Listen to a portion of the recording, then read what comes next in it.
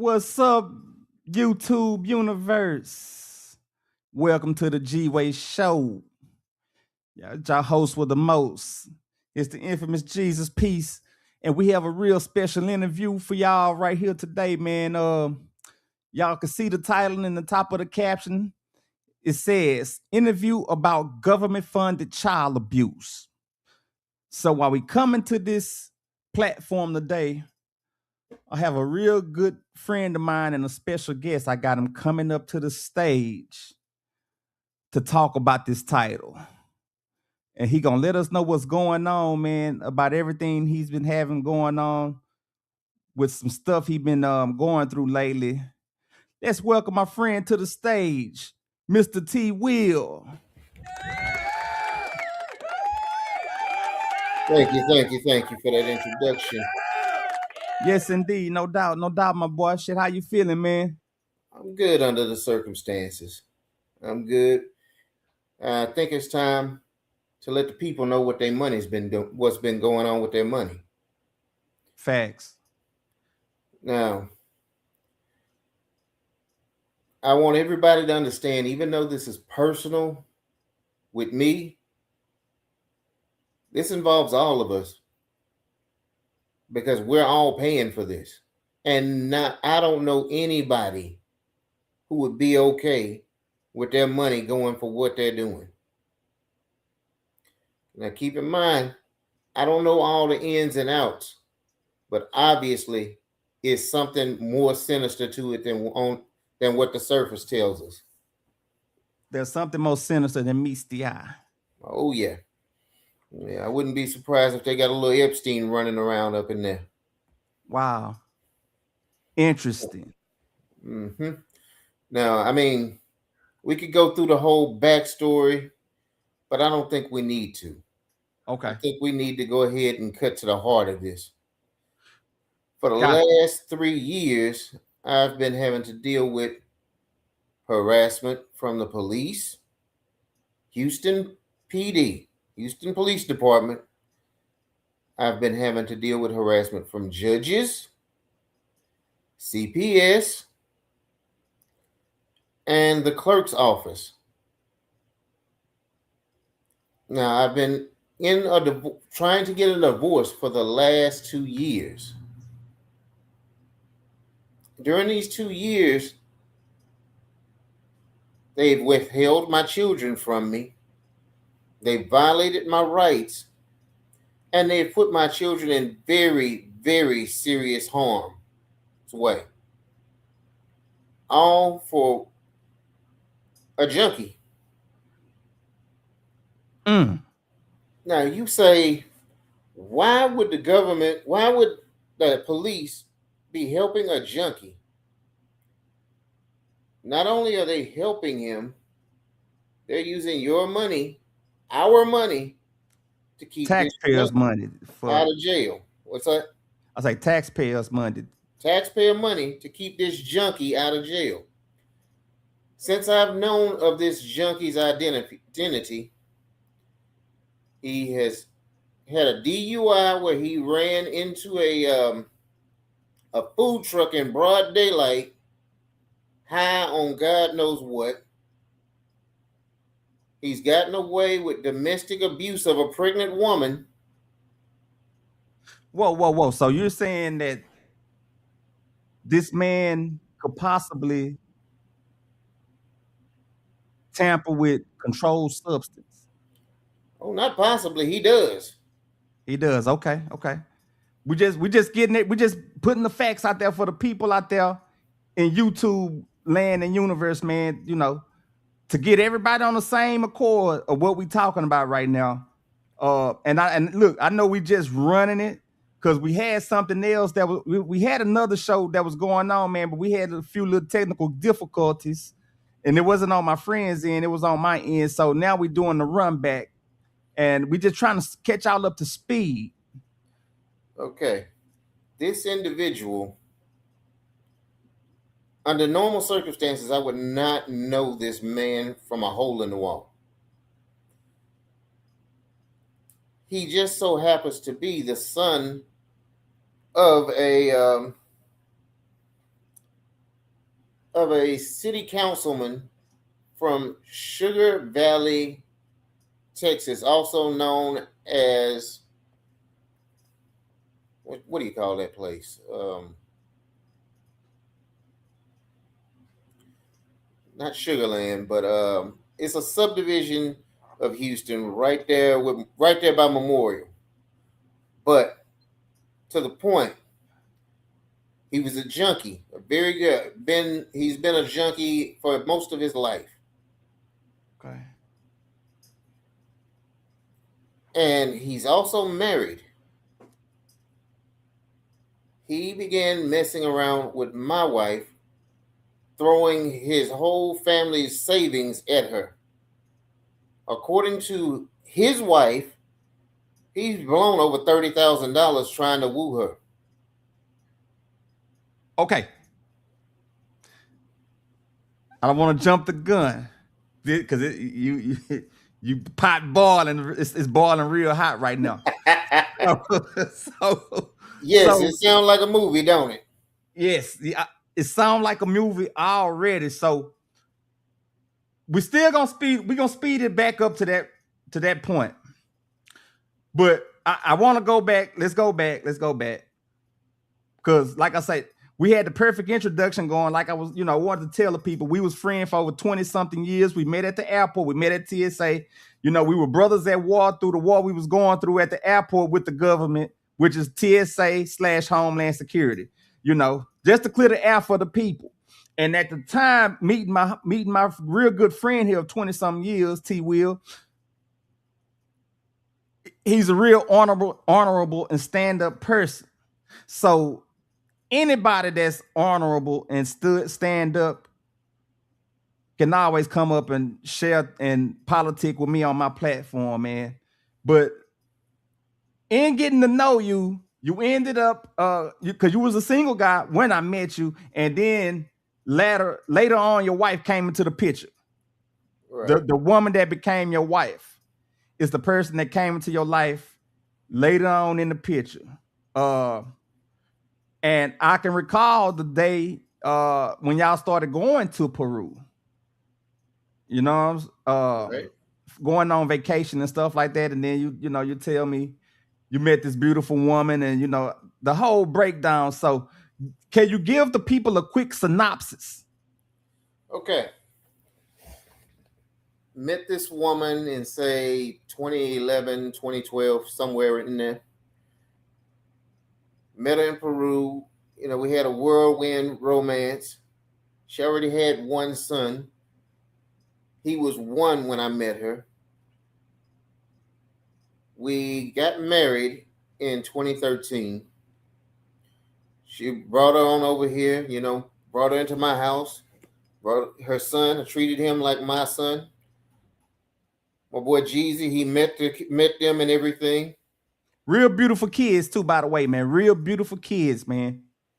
2014, we had another son. We had a son that was me and her, my son Jarrell. In 2017, we had my daughter, Brianna. Princess Bree. Jarrell and Princess Bree. So, at the time, I was the only one working. And by the grace of God, however you want to put it, things happened. And I was able to come up and made more and more money. We never hurt. Our life kept getting better and better. So, and let me jump in. And y'all was doing it on the one income, a single person income. Mm-hmm. You made ways and made things happen for your family, like a good man should. Yeah. You couldn't say I was running around or doing no kind of wildness. No. I was at home with my wife and kids. And from the time I know you, you always been a family orientated guy first. And like I say, man, after I started, when we started chopping it up about things and stuff, man, some of the stuff you told me was heartbreaking, man. But I'm gonna let you go ahead and run it. You can go ahead and talk. So, we had 3 kids in a 2-bedroom apartment, and I told her this ain't gonna work. I can handle the bills, but I'm gonna need a little help so we can get us a house. She didn't like the idea of helping. So So her, when you say help, because I want the people out there to understand what you mean. When you say she didn't want to help, what kind of help? Specify and elaborate for the people on what kind of help you was trying to, give them the envision that you had that you wanted to give to her and y'all kids. okay, I told her, I said, I don't need a whole lot of help. If you want, go ahead and get you a part-time job doing something you like and grow in it or something. I don't need you to be coming in and paying half the rent or nothing like that. Just, do a little something with it. And, her idea of doing a little something was to find another man. So while I'm out busting my ass to improve this family, she started messing around. She found this guy.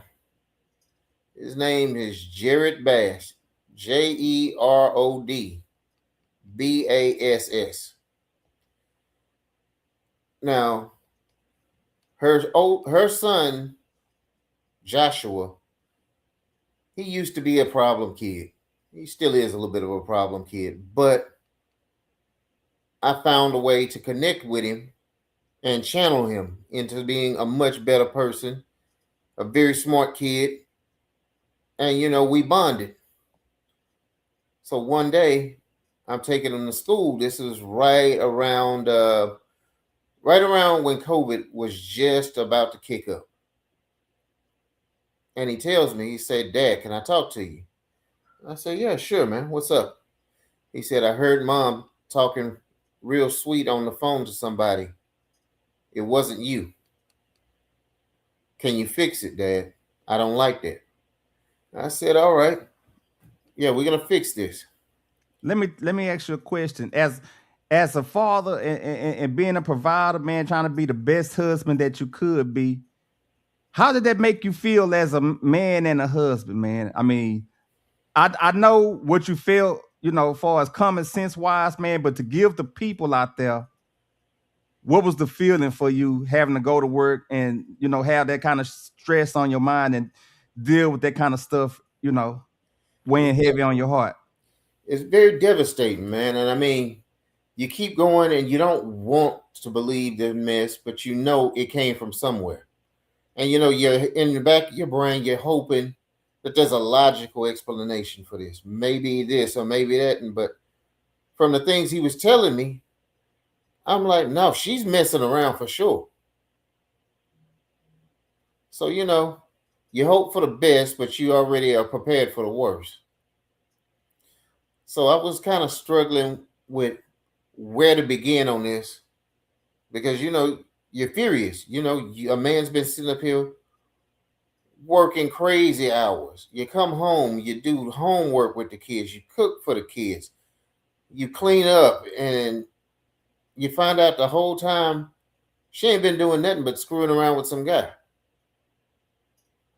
So, What I didn't was want to fly off the handle okay? and end up in jail or nothing. So I paced myself. Her son was very pissed off at her. So he didn't have no respect for her. And she was angry about it and wanted me to go get the belt for him. And I'm looking at her like, hell, I ought to get the belt for your monkey ass. So I told her, no, I'm not gonna hit. I'm not punishing that boy. And she's like, why not? And I said, maybe because he's pissed about what you're doing. And she looked and she's like, what? I said, yeah, he knows about you running your mouth with some other guy. He ain't happy about it. And she just sat there and looked and tried to say that it was just an emotional thing and they were just talking and all the craziness. And I'm like, I don't buy it. And at the time I was telling my boy Jeezy here about it and he didn't buy it. And it was kind of a crazy thing because I contacted the lawyer, and the lawyer told me straight up if I divorce her before she becomes a citizen, I'm on the hook for her. So my best bet is to play it safe, wait till she becomes a citizen, and then divorce her. So I kind of played like, okay, we were gonna work on it and things would be better and all this and all that. Let me ask you a quick question. So when you said you thought about working on it, so by you knowing all this stuff at the time, when you found out through baby boy Joshua, at any time before you even thought about working on it, did you end up confronting her with the truth at any time? Oh yeah. Oh yeah. She had a stroke. So when you, whoa, wow. So when you confronted her, that the pressure got so hot that she ended up having a stroke behind all the stuff that basically she was, sitting at home and she created it. She actually created the atmosphere for all this stuff. She was the catalyst for this type of family trauma to happen. Right. And I never really had that ideal life, I didn't get to grow up and be a kid. I had to deal with adult situations. And I was trying my best to make sure my children didn't have to grow up like that. So, I tried my best not to bring all this in front of the kids. But, some things can't be done, There's no easy way around it. There's no Beltway 8 to get out of traffic in it. So I had to get into the traffic in front of them with her. So, what was her rebuttal to the first confrontation of when you confronted her about this? She claims that it was just an emotional thing. She needed some emotional support, and this guy would sit around and encourage her and all this and all that. Instead of actually working, he would just be up there kissing her ass. Because one of the things that me and her were having headaches about was she would call me and want me to call me during the day, want to know why I haven't called her to let her know how pretty she was. And I'm like, if you need that much attention, you need a job. That's not how bills get paid. Bills get paid by me working. They don't pay me to tell you you're pretty all day. So basically she was being a Debbie Downer. Yeah, she was killing my motion, man. I was tired all day at work because I worked long 10, 12-hour days every day. A lot of times I worked on the weekend. On an average paycheck, I usually had somewhere between 20 and 30 hours of overtime. That's a lot of OT. A whole lot, man. Especially when you're on the road driving. Especially when you don't get no rest at home either. And then for her to sit up here and start calling you, wanting to know why you're not calling her to tell her how pretty she is, you're like, really? You need a job. You really need a job so I could get some rest. So, it became a big deal. Like, when I confronted her, she did a whole thing where basically she tried to sex her way out of it. As soon as I come home from work, she'd grab me and we go to the room and, she'd do her best to try and throw it on me, thinking that was going to make all this disappear. And every time I'd get up, clean myself up, put my pants back on and say, now let's call this fool. Cough up that phone number. And when she saw the sex wasn't working, she had a nervous breakdown, took an Uber to the hospital and had a stroke in the hospital, in the restroom. I had to come pick her up out of the restroom. And her face, half of her face was frozen for like about a month. And, she tried her best to try and make me feel guilty about it. talking about it's my fault that her face is. I'm like, I didn't make you do this. I'm like, if you told me I'm the one that's messing around and I brought a bunch of stress into the house, then we could talk. All I bring into the house is money. So, when I talked to the lawyer and he explained it to me that she needed to be a citizen for me to get rid of her, or else it was going to cost me through the nose, I played it cool. And, she got back on track. And it took about 6 months for them to call her up for a citizenship ceremony.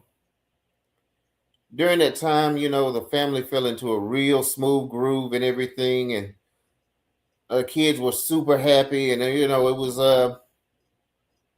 it kind of was one of those things where I like seeing my kids happy. I like having a happy home. So I kind of like just let things roll for a minute. Gotcha. Let me ask you a quick question here. For you to find out this information, did you confront her about the very first time? Where did you meet this guy? And did she give you any kind of backlog about where this guy come from and what was his origin? And did you find out anything about, his family history, anybody close to him in his family, some stuff, any little things that was out there lingering that, that rose, sent your antennas up and was kind of alarming about some things that you heard? Okay, she kept trying to tell me that this guy was from Louisiana, and she knew him from back when she was in Peru. I didn't buy that, but he was from Louisiana. Okay. So he had called himself trying to help her find a job and actually put her in touch with some cartel members. And she ended up having a video call with a cartel boss. And I'm like, so do we need to move now thanks to this piece of trash? Are we safe? And nothing ever became of it, but the fact that this guy is affiliated with cartel people, yeah, that was kind of alarming.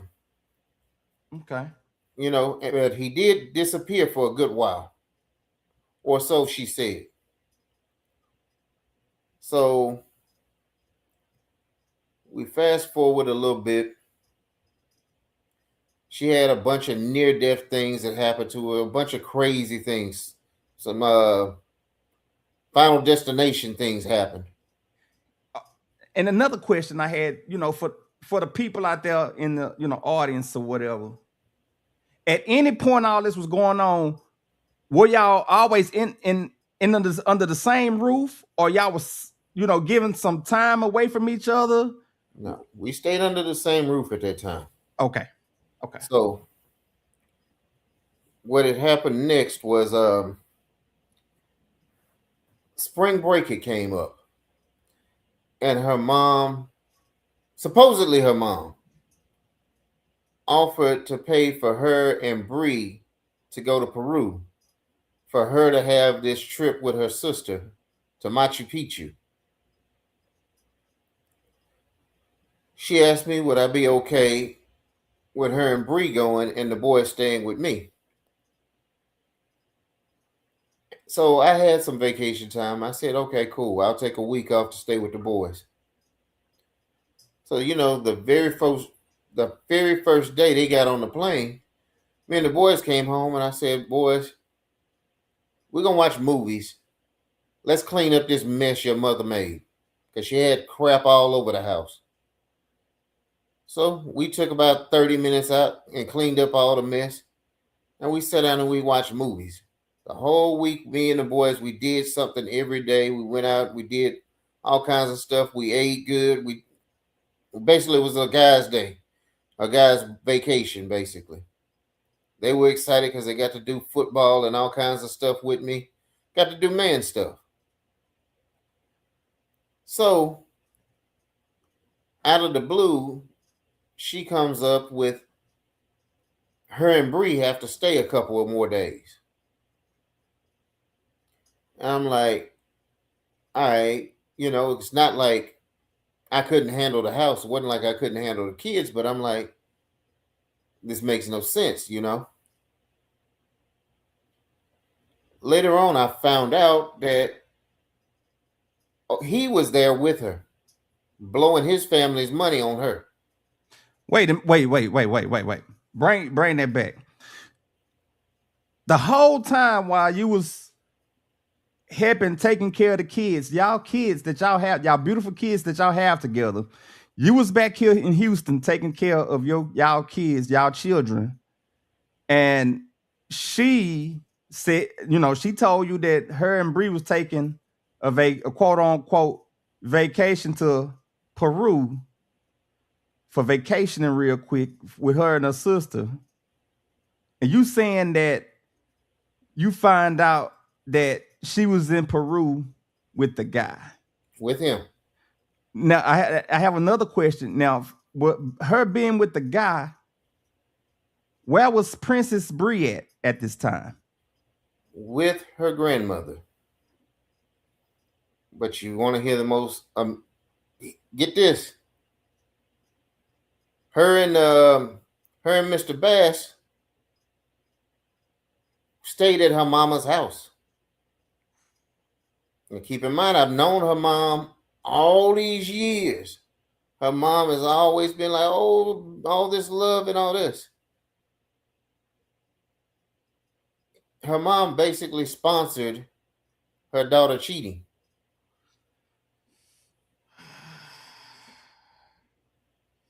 Woo. Now, for the people out there, I didn't tell this to my boy because I know he would have snapped. And I basically had to keep it to myself, trying to keep sanity, trying to work things out. Now, he knew we were having some issues. Well, he knew about most of these issues. He didn't know about the stuff when it got real deep. I know it sounds deep there, but it gets way deeper. Now, we end up having to move from these apartments because basically my income was too high. And what I told her 2 years ago about we needed a house came to bite us in the ass because all of a sudden we could have gotten a house for a little bit more than what we were paying in rent. But thanks to economics and all kinds of other stuff, house prices damn near doubled. So we ended up having to get another apartment. And she insisted on this one apartment. It was a real crappy apartment. I didn't like it. I didn't want us to go there, but she kept on. She wore me down because every other apartment she kept saying something was wrong with it. And I'm like, fine, just take this one in. So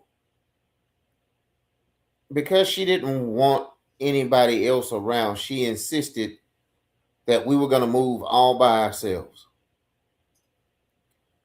Turns out I ended up having to work pretty much all by myself overnight getting us moved. And I ended up getting into a wreck the next day at work, which eventually cost me my job. And we're in this apartment, and I'm dead tired. And first thing she says is she's got to go out with her homegirl. And I'm looking at her, I'm like, yo, I'm dead tired from moving. You ain't been doing squat, and you're going out. So I was pissed off. I went to bed. The next morning, I get a call. Her ass needs to go to the hospital because she fell and hurt her ankle. Turns out she hurt her ankle messing around with old buddy. Whoa.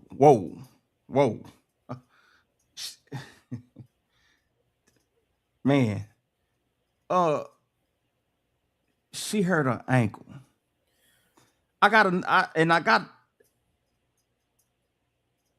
the trip. I want to come back right quick for a second. The trip. You said something that piqued my interest. Okay. You said that her mother funded their trip basically to Peru, right?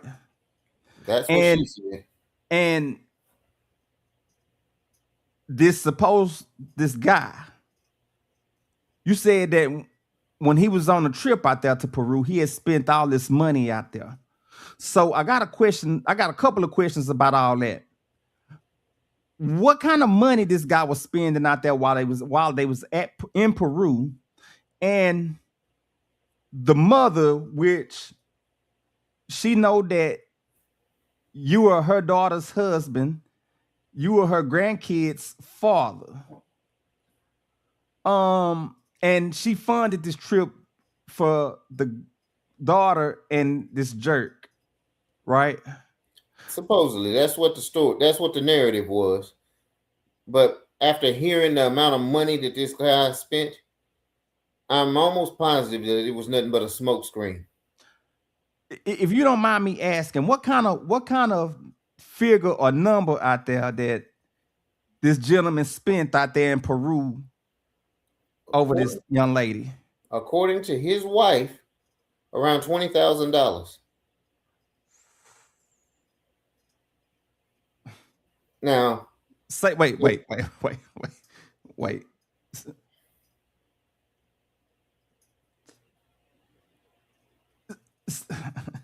So it's a new character unlock that. Why did it? Oh man, this is all over the place. He spent how much again? You said 20,000, 20 that's racks. what his wife says. Did he spend this 20 in hardcore cash, or he did it all in credit cards? Credit cards. Wow. And to make it even more mysterious, Peru doesn't charge like American values. They charge Peruvian values. So, say like you take a family out for a steak dinner at a steakhouse, you're probably spending what, maybe about $30 American money for the whole damn family. So imagine what he had to do to blow $20,000. What could he possibly spend $20,000 on in Peru, out there, when the value of money with American money is not the same?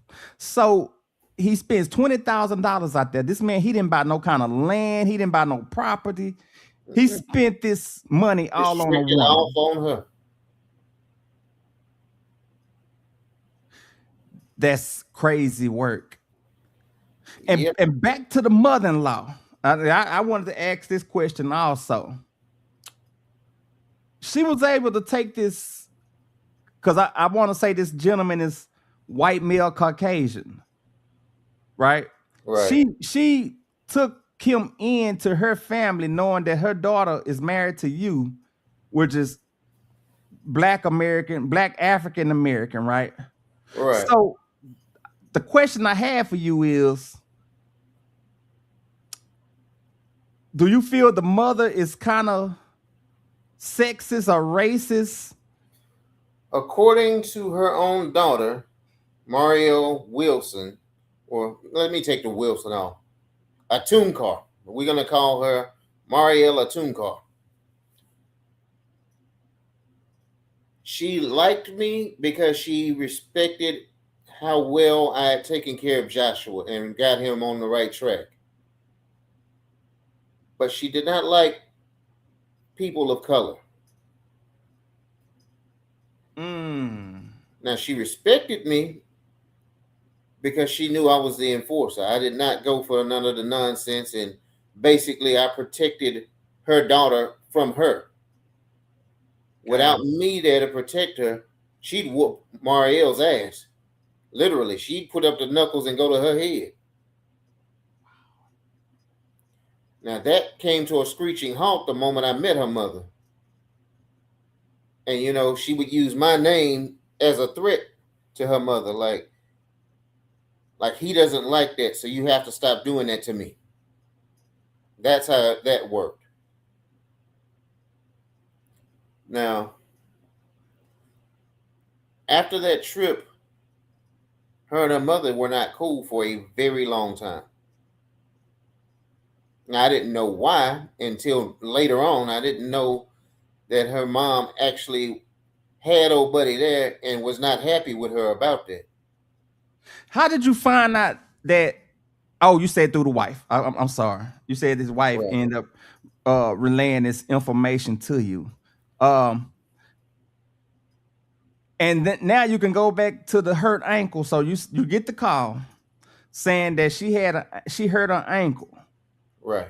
Okay, take the people from now. Okay, you get a call in the morning that she hurt her ankle, and what happens next? Like, what did you find out in the midst of everything starting to take shape? Well, I just looked at her real stupid, dropped off at the emergency room. And you know, this part will blow your mind.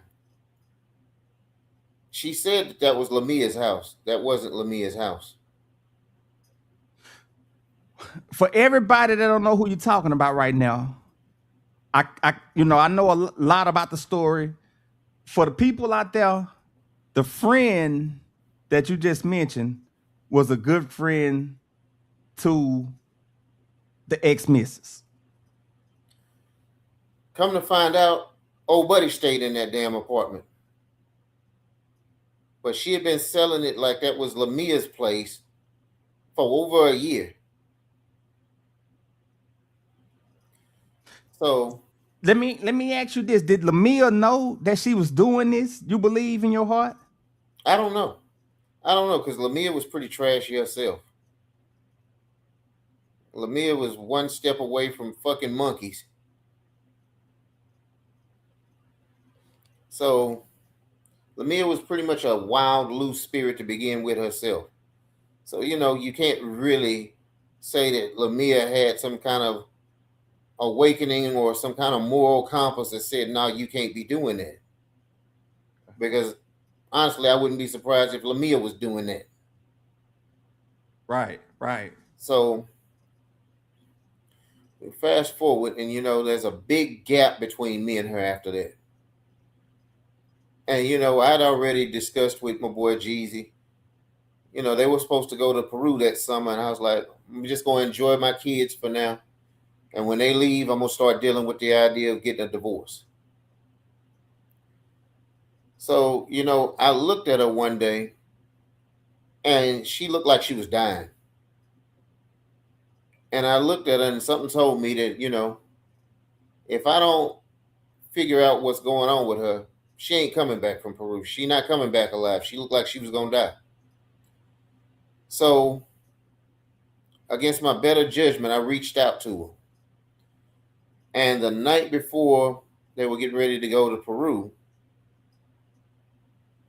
she broke down and told me that she had been cheating. And I just looked at her, I said, yeah, we kind of figured that part out.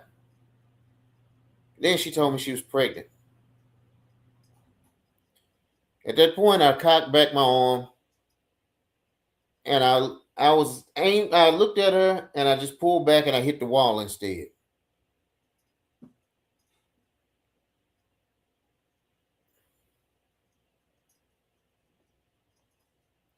So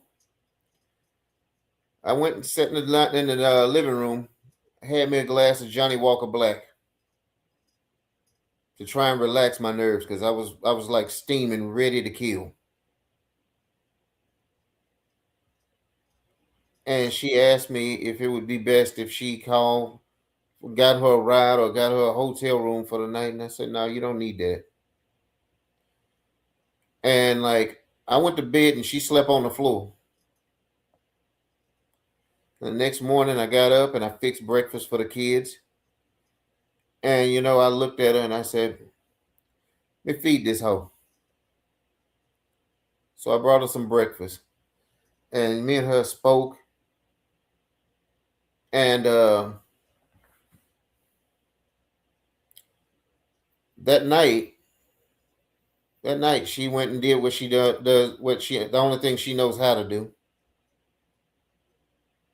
She rode the shit out my dick, man. So me and her, we fucked, but then I told her, I said, you know that don't change anything. So she went and got on the plane. And when she got there, her mom treated her straight like trash. And she just begged me not to say anything to anybody until after the first trimester because she always has hard pregnancies. So I said, okay, that's fine. So, she kept calling and everything, wanting to talk all day and everything. And I'm like, I'm listening to her. But the moment she went into the doctor over there and the doctor told her and the baby were fine, I said, all right then. And she said, what do you mean, all right? I'm like, all right then, you can have a good life. And she's like, what do you mean? I'm like, that means it's time for me to live my life. And she said, what do you mean? I'm like, you've lived your life, you made your choice, made your decision. It's time for me to make mine. It's time for me to move on with my life. And she did this weird yelp. It was like a wounded animal type of yell. And I'm like, I just hung the phone up because I didn't feel like talking no more. Wait a minute. Right before she go to Peru, she reveals to you that she had been cheating. Not only that,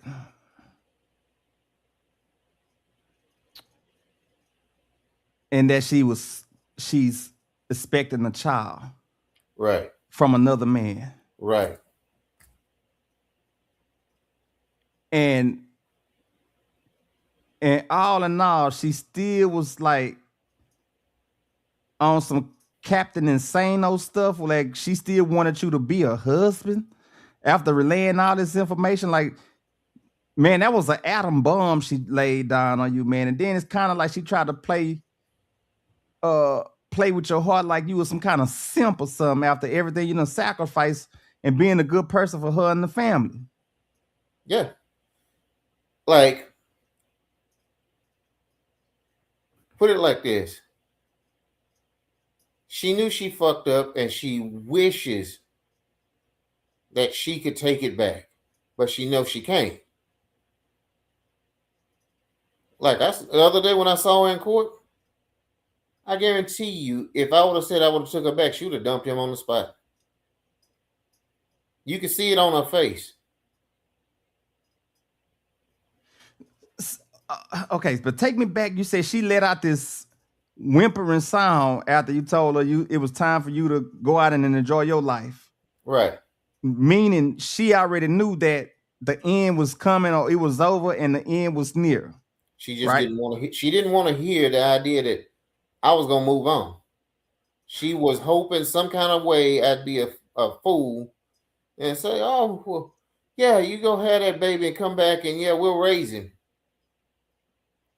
So I'm like, whatever, dude. You do your thing. I'm gonna do mine.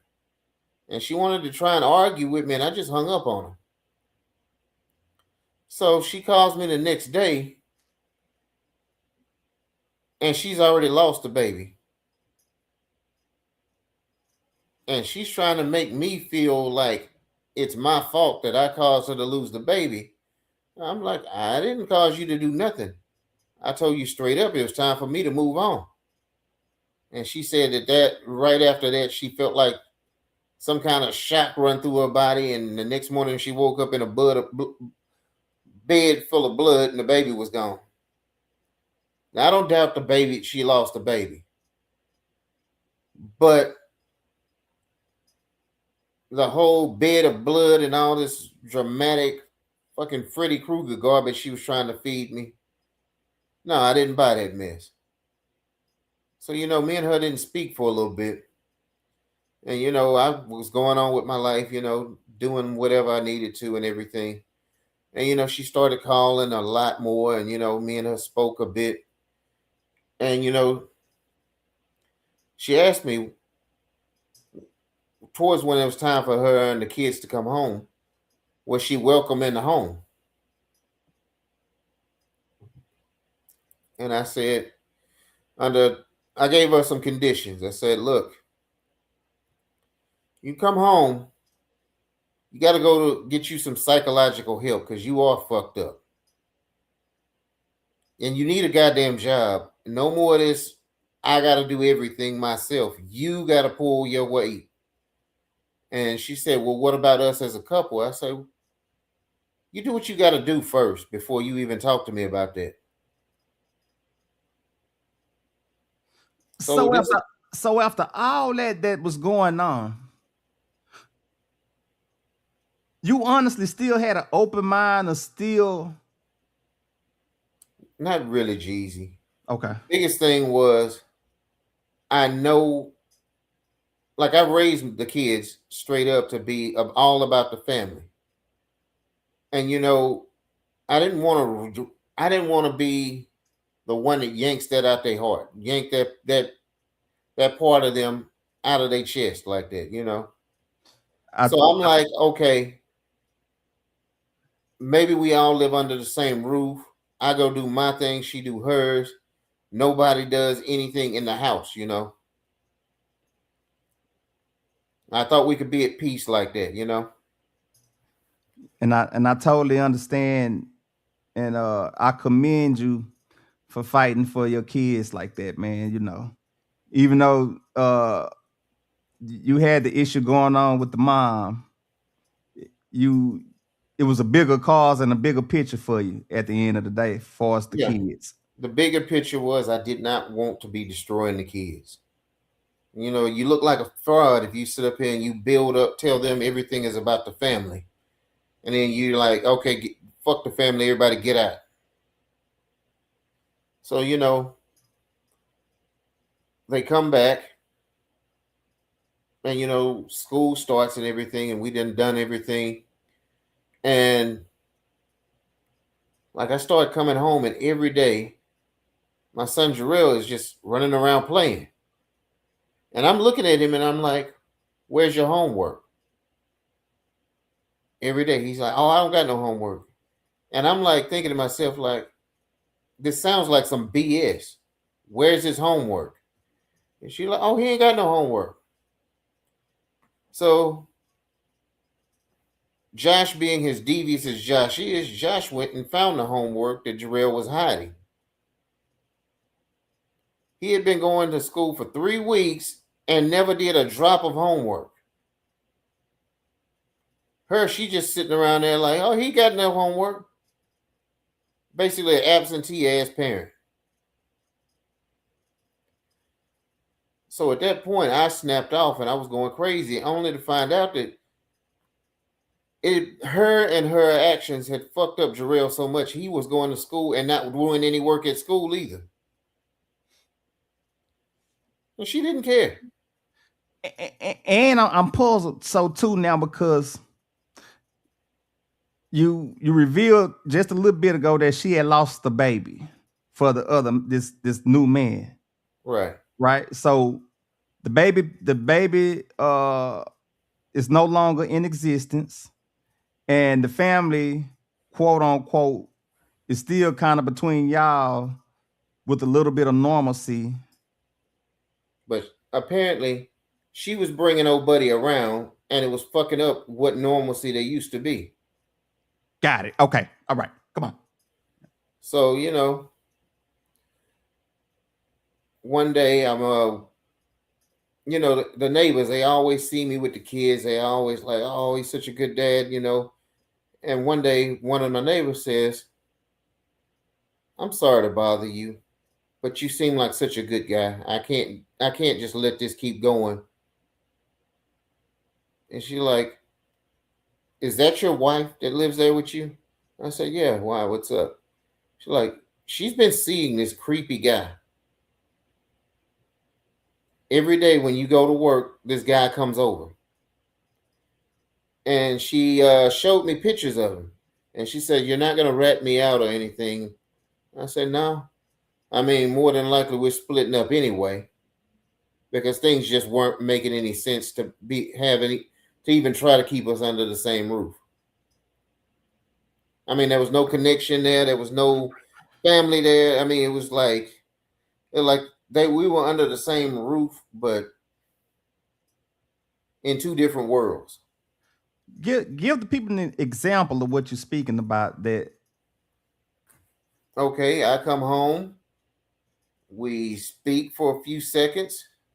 I help the kids with the homework. And then apparently she would go to her friend's house, who I later found out was a piece of trash. And this happened on a daily basis. And I'm like, what the hell's over your what the hell is over there? And remember, me and you talked about it, and we were talking about they must be lesbians or something. I remember that. Only to find out that, yeah, there was him over there. So we'd already started discussing, about a split up. Only that this is when I found out about the choker incident. And come back to the person, man. I want to give that person that told you that good Samaritan that told you that guy was coming over there, and she was, playing behind your back and stuff. So I want to give that good Samaritan a round of applause, man. It take a real stand-up person to really do something like that, man. Because a lot of people see some stuff, man, and won't even say nothing, to be, they don't even want to get in it or whatnot. So kudos to her, man. I'm really glad she, pulled your coattail on that. Yeah. I give her major props. Every now and then I'll go by there and have a beer with her. But that's what's up. She had claimed that she had to go to a Christmas party with Lamia. And she needed me to watch the kids. I mean, like I said, it's never been an issue with me watching the kids. I always love my kids, I'll sit around, we watch movies together, play with them, help them with their homework, do all that. To me, there's never been a headache.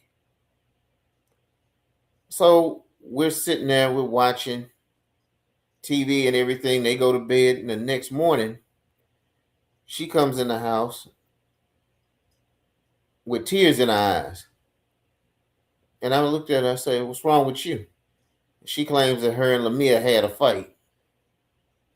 I'm like, "Oh, okay. So you're not friends anymore?" Hey, no, we're friends. I'm like, "So how'd you have a fight?" So, she asked me, what do I think of her? I just told her, I said, I think you lost, man. I don't know what it is, but I think you're lost. And I say, look, man, I mean, let's be real. There's no connection here. I mean, the family ain't better from us being under the same roof anymore. So, we need to go ahead and just find some kind of way to split. So she tried to get an attitude with me about something. And that's when I brought up the fact that I'd seen the pictures of old buddy at the house. She broke down crying and admitted that. One sec. Still busy. Still busy.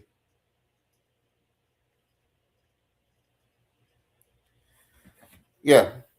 So that's what she broke down and told me, that she was at the Christmas party with old buddy.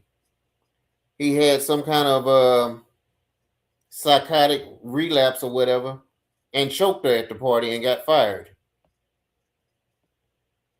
And I'm sitting there, I'm looking at her, I'm like, you're a fucking disgrace. And said he was trying to force her to call me so he could try and reveal everything to me. So I'm like, oh, so he wanted to break up the marriage, huh? And this is the piece of shit you've been bringing around, huh? So he wanted to break up the marriage bad enough to where he would physically assault her and get fired from his own job. So I just looked at it, I said, okay. So we set a date for us to split. And when came time for her to move out, she asked, would I be having company? I said, I don't know. And she asked, would she be wrong if she came and asked if she could come over and keep company? So I said, look, we'll just go and see how things go. So she moved out, and she'd come over about 2-3 times a week, and we'd fuck. So all this is going on. She done revealed all this information she telling you about this guy. And this lady still was having the audacity to want to have relations with you. Yes. And you know, the kids, they were uncomfortable, but she had already started working on Joshua. Can I have an example of what you mean when you say she was working on Joshua? Like, okay, she didn't like the idea that Joshua had picked my side. So because he the one that actually revealed that she was talking sweet to another man. Right, and she didn't like that. Gotcha.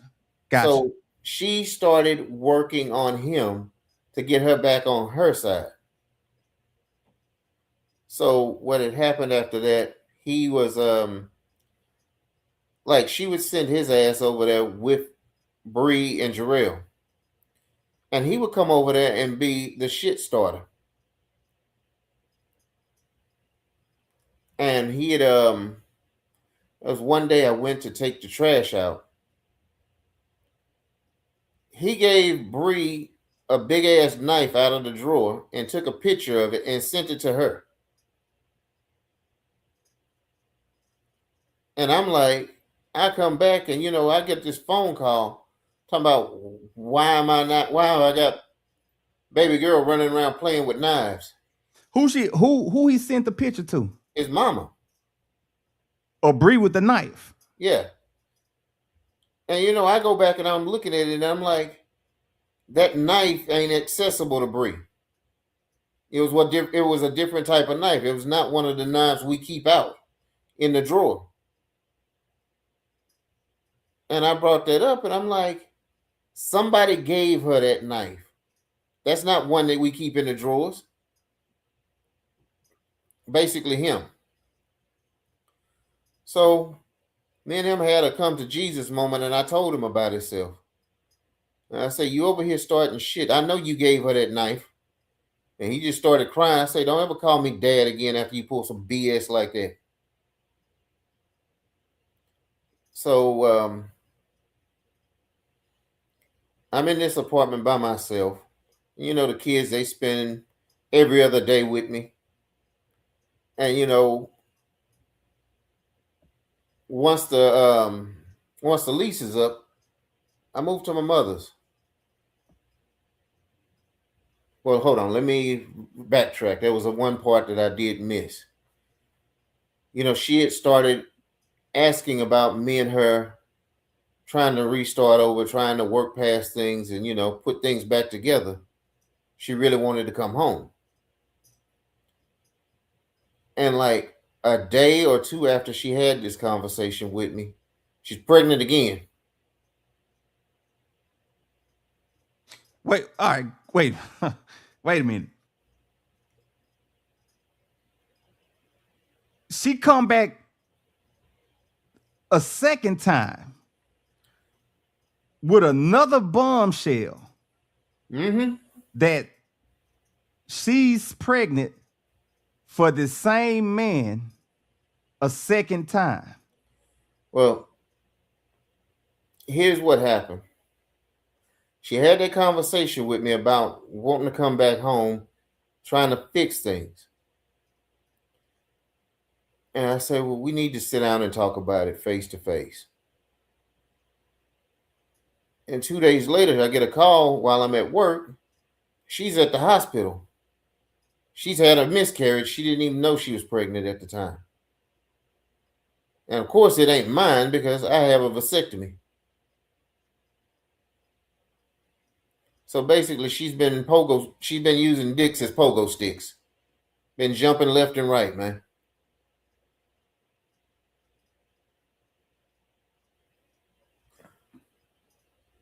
So, needless to say, the whole idea of us moving back in together and starting things over, no, that was up in smoke. That never even got off the runway. So I'm living at my mother's place, and she pops up pregnant one more time by the same piece of trash. So I'm like, look, that's you, man. I'm like, that's you. I'm living my life. And she's sitting up here calling me, complaining about him and this and that, and how she don't feel safe. I'm like, well, you felt safe enough to jump on his dick? That's your problem. This woman is calling you pregnant with another man's baby All the time. all the time. Mm-hmm. But She'd be hiding out in the fucking park in the summer, about to have a heat stroke with this baby. Lord have mercy. I took her to the emergency room at least 3 times. So, fast forward to the end of June that year. He's frustrated because he can't make her do what he wants her to do.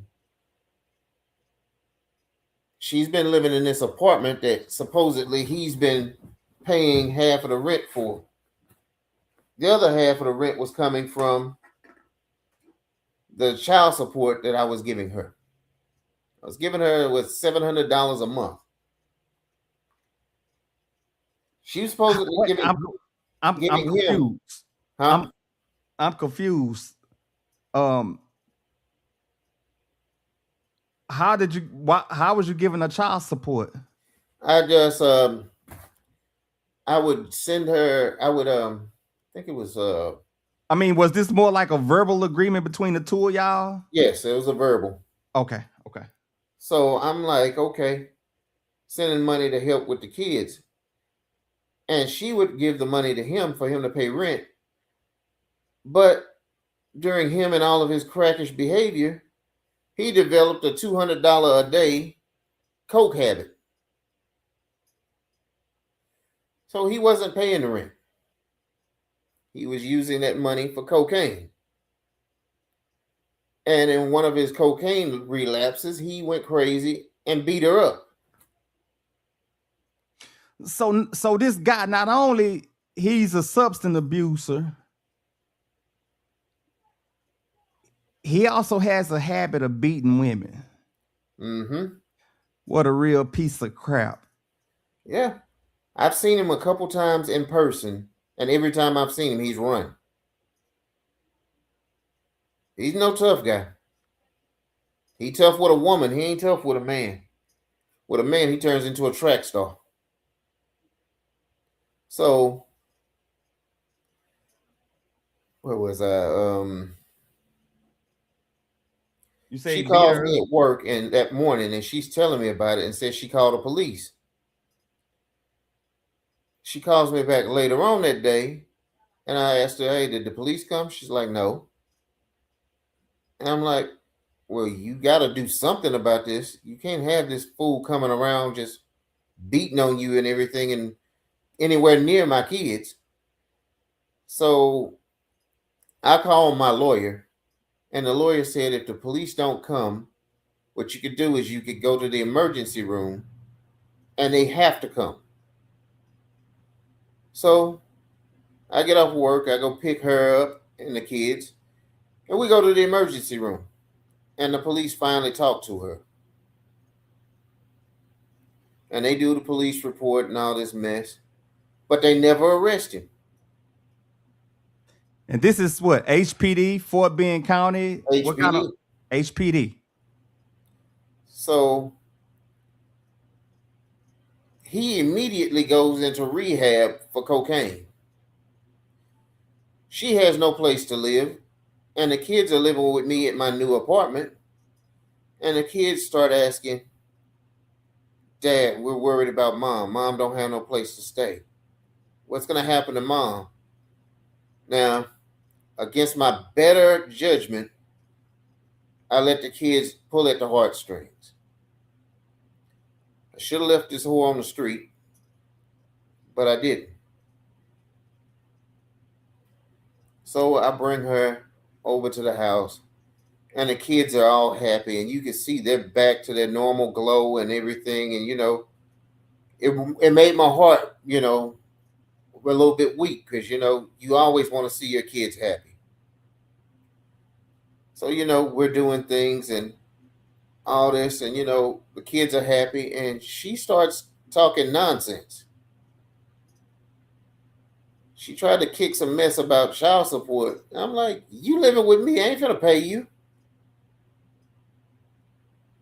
And she's sitting there like she's all comfortable. I say, hey, you still need a damn job. When you gonna get a job? She didn't like that. And when old Coke Nose gets out of rehab, she claims that his brother saw her car, and that's how he knew where I lived. And I'm looking at her like, yeah, okay, sure. His brother just magically happened to see her car. So, I said, okay, I understand that he's got to be taking you to doctor's appointments and all that, because I'm not going to be doing it. But his ass don't come over here. And, I told him he can park his ass across the street, but he don't need to be over here. And she started showing. Like at first, the baby was not showing at all. The baby wasn't even, baby was pretty much a stillborn for most of the pregnancy. He didn't start moving until I started talking to him. So, fast forward, and she goes into labor early. And I take the kids up there to see her at the hospital. And I didn't know how I would feel about the baby. I mean, I know it ain't his fault, but you look at him and he's like a symbol of all the bullshit that's happened. Facts. So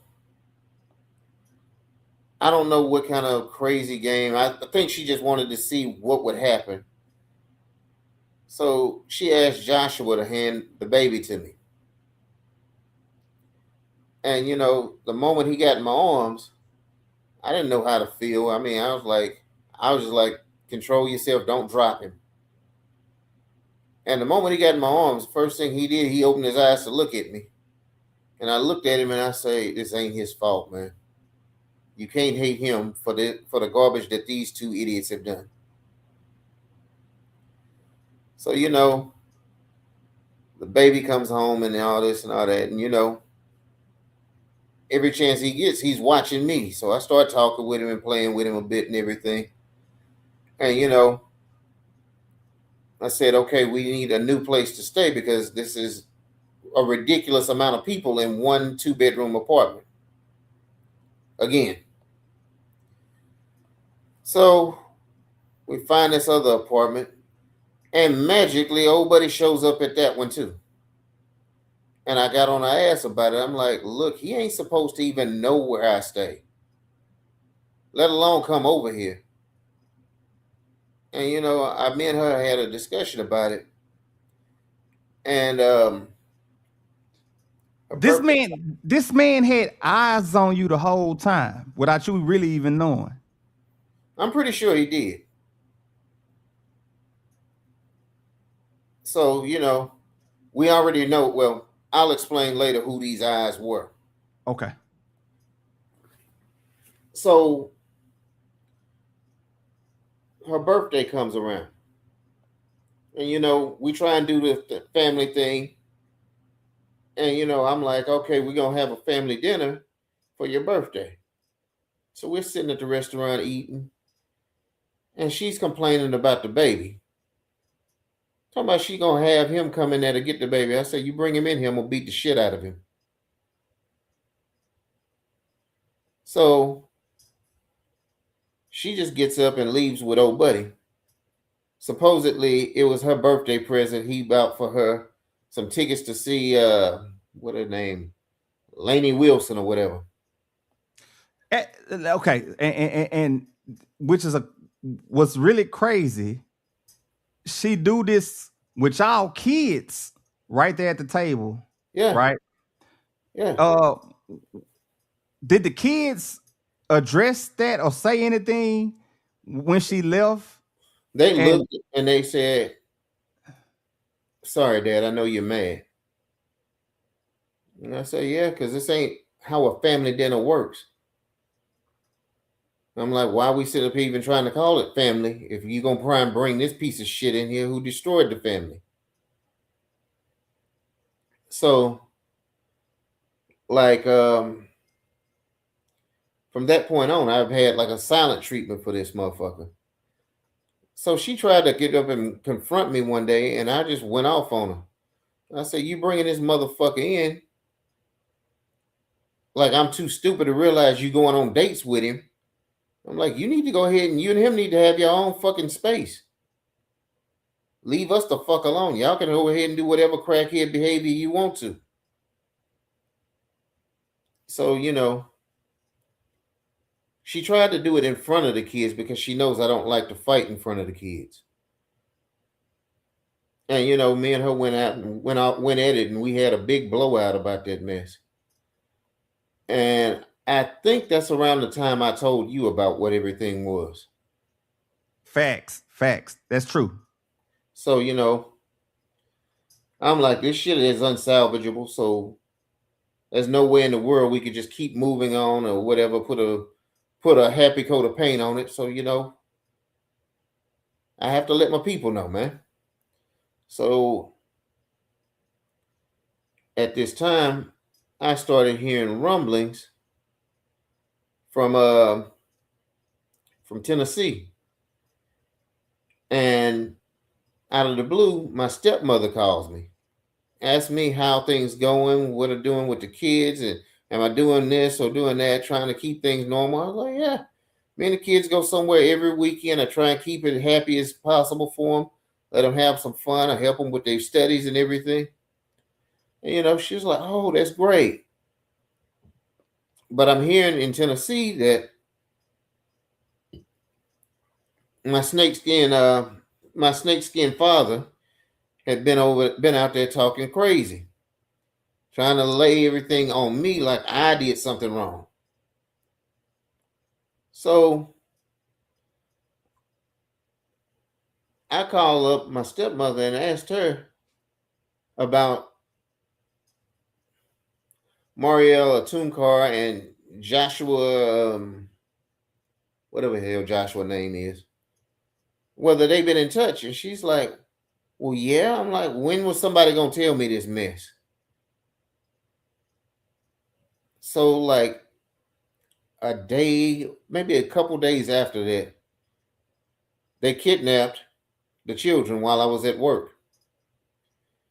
Now, Mr. Bass had a protective order on him that was still effective. So I called the police, and the police are telling me they have no record of this protective order. Matter of fact, I called him 2 days before they kidnapped the kids because I saw his car there, and I'm like, I didn't told this fucker to stay away from my house. So I called the police, and they telling me that they don't have a protective order for him. And 2 days later, my kids come up missing. So I've called the police on him for kidnapping my kids, but they don't want to. They are saying that they don't have anything. From then on, I start every morning when I get ready to go to work, I go outside and there the police are watching me. I'm at work trying to do my job, trying to keep my sanity. I look up and there they have cops following me. The police was following you? Yeah. Now I know that sounds crazy because you say, okay, that cop's everywhere. But one day I had a stop off of 45 in Gulf Bank. I did the stop, and when I got back on the freeway, there was a cop sitting on the shoulder. When I left and passed him up, he started following me. He followed me from 45 in Gulf Bank all the way to 59 in Hillcroft.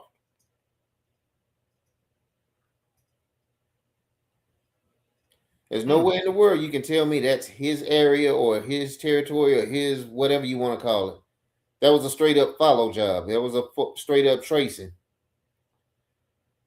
So for about 2 months, every time I got ready to go to work, there was a cop sitting outside.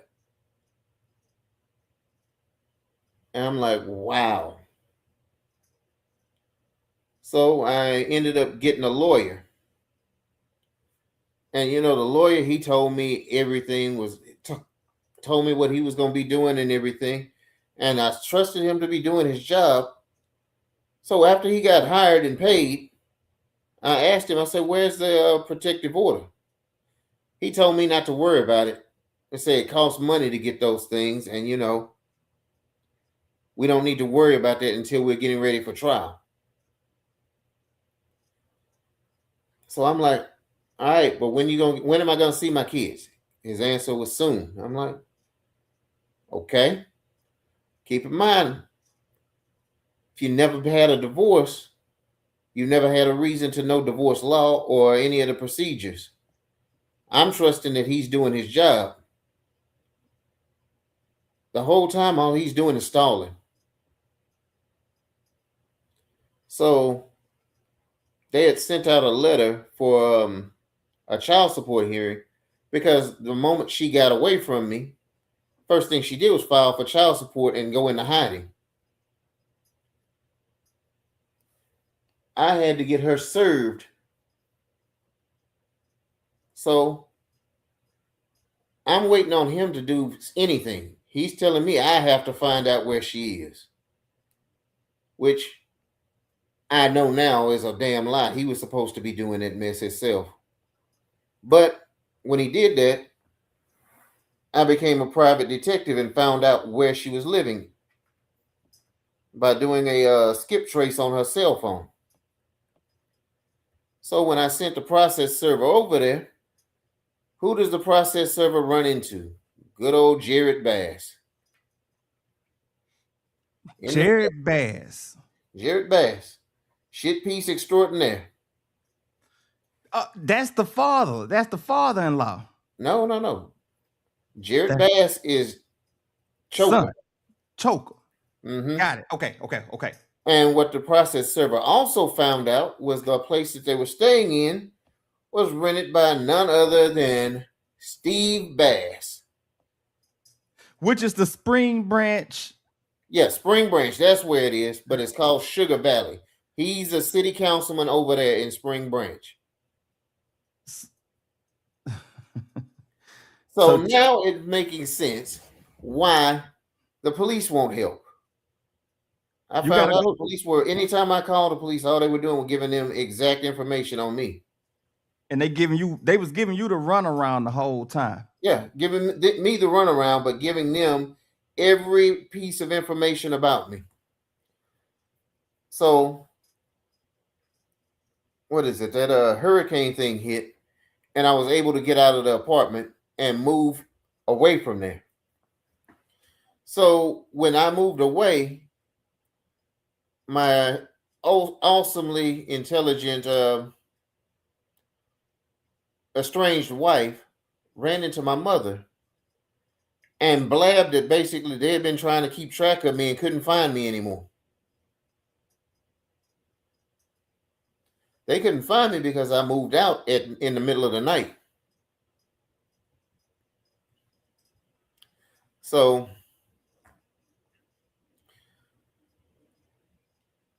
we're supposed to have this child support hearing. And the day before the hearing, my lawyer sends me an email with a reminder. Says that our appointed time is 9:00.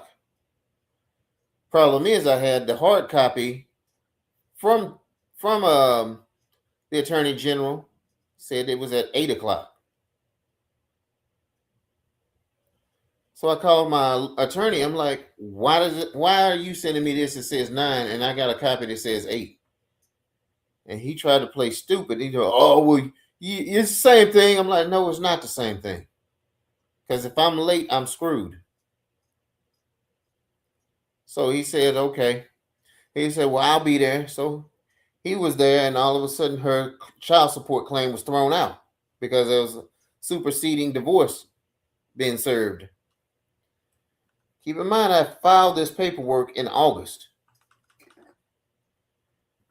This attorney, he lollygagged around and everything, and when I moved into my new place, I started unpacking everything, and I was looking in the truck, and I found a tracking device. So the first thing I do is I call my attorney up, and I'm like, ain't this illegal? And he wouldn't give me an answer.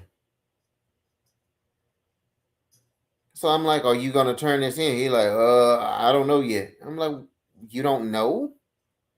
So I started doing a little research and found out that would have been an automatic, she goes to jail and I get my kids immediately thing. So when I asked him about it, he talking about it, that the protective order, the orders weren't in effect then. And I'm like, that doesn't matter. They're supposed to go to jail, period. You cannot just go tracking people. So, make a long story short, when I started challenging him and started reading up on the law, he stopped taking my calls. How much money and what, I mean, really, that don't matter. We'll say this: you spent a lot of money on legal fees. Oh yeah, around 20 grand. Around 20 grand, and from what I know, because me and you talk, none of the stuff that's been going on as of late, none of it has went in your favor. Not a drop of it. Not a drop of it. Keep in mind, I don't want to make it a black or white thing, but if I had done even a quarter of what they've done, you'd have to send me commissary. Exactly. So 2025 rolls around. After the child support hearing, I actually saw her on video. And you could tell on video that she's pregnant. I tell my lawyer, the lawyer don't want to do nothing. I go and I talk to some friends through some back channel connections, and I found out, yeah, she's absolutely pregnant. And she's actually using my information to get welfare, which is welfare fraud, which is highly illegal. So I go and I report this to HPD once again. This woman, so you're saying this woman stole your information, went behind your back, and made a fake letter claiming to be me in order to get some government assistance. Diabolical work. So about a month after I find this out, I get a call from Mr. Bass's wife. She asked, can we meet up? Because both of us are in the dark on a lot of things that we need to find some clarity.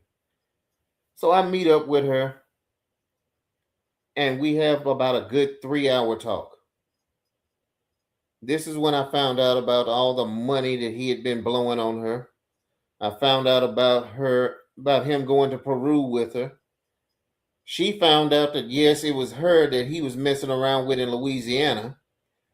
This crazy man was driving all the way from Louisiana during the week just to get with her.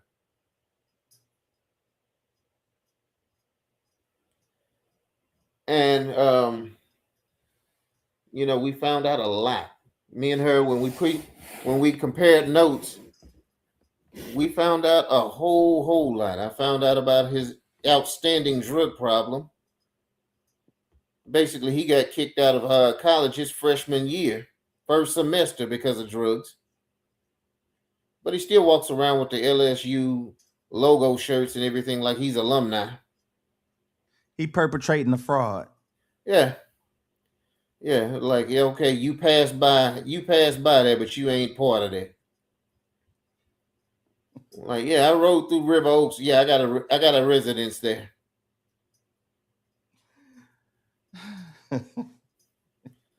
So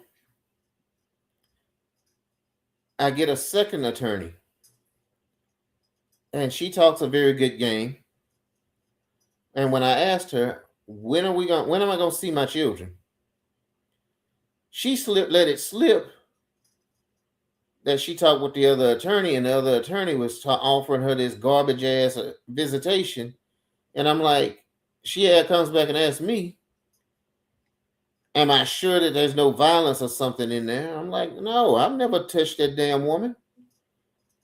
And she let it slip that the attorney for Miss Atumkar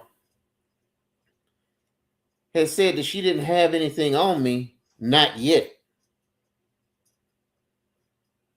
So the whole strategy has been to keep the kids away from me, to drive me crazy, to make the incident happen.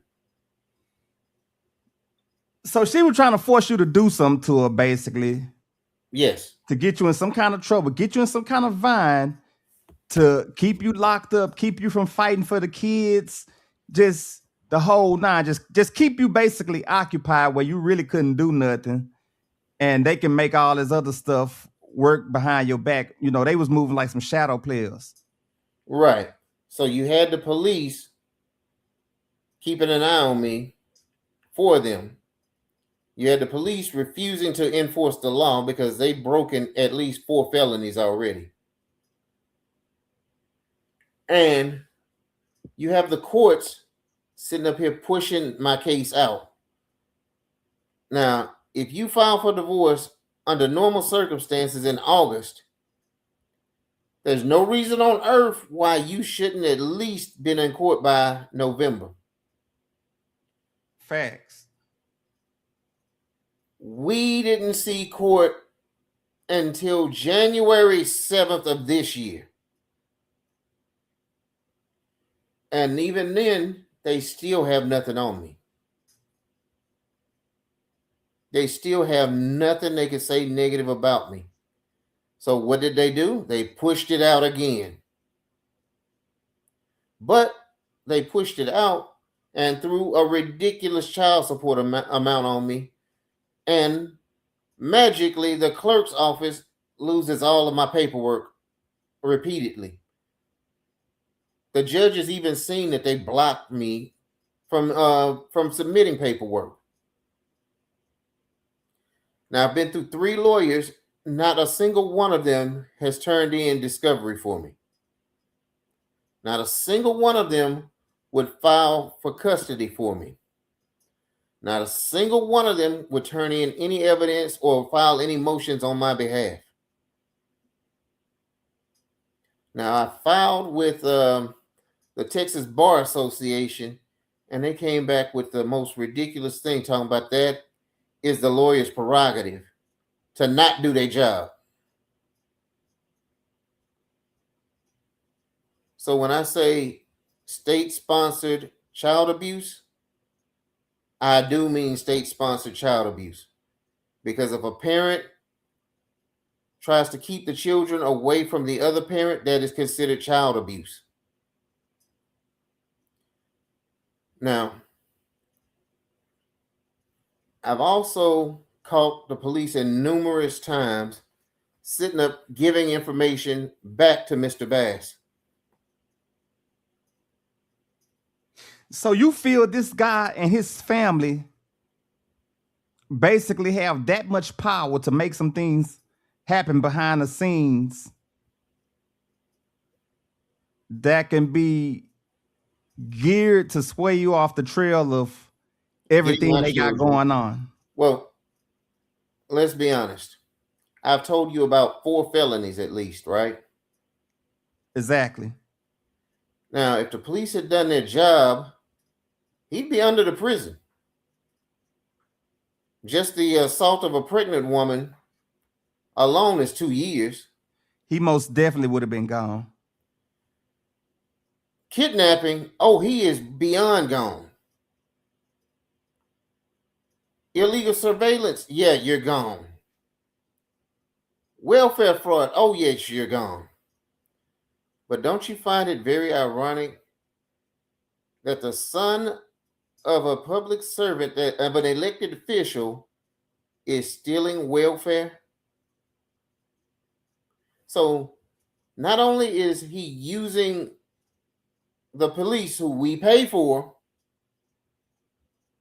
to protect him and keep him out of jail, but he's also using the judges that we pay for and the clerks we pay for to keep him out of jail the whole entire time. So he had a baby. None of us had a baby. I didn't get a piece of that ass. You did not either. But we paid for it. We paid for it. We have paid for him to get a piece of ass and a baby. We're paying for him to feed these babies. We have paid basically for them to kidnap my children and harass me.